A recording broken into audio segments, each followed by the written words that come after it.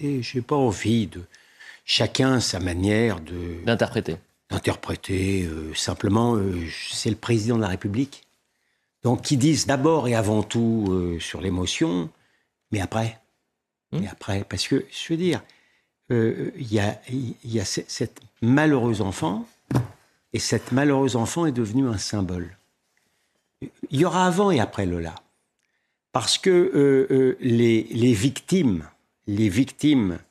de la délinquance irrégulière, c'est ça, elles sont de plus en plus nombreuses.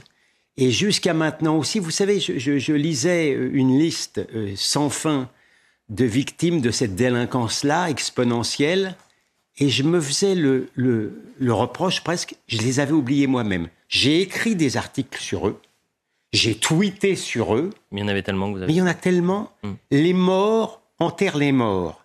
Et la plupart du temps, ils sont enterrés une seconde fois médiatiquement. William, après je vous donne la parole, Julien, bien évidemment, mais vous avez dit qu'il y aura un avant, un après Lola. Vous avez l'impression qu'il y a eu un avant, un après Paty ? Avant et après ? Samuel Paty ? Ah oui, je pense effectivement... Donc il y a des solutions. Il y a la possibilité de trouver des solutions. Non, mais la première, le début du commencement d'une tentative de sortir de la situation dramatique dans laquelle la France et les Français se trouvent, c'est déjà d'oser le diagnostic. De la même manière quand vous avez un malade.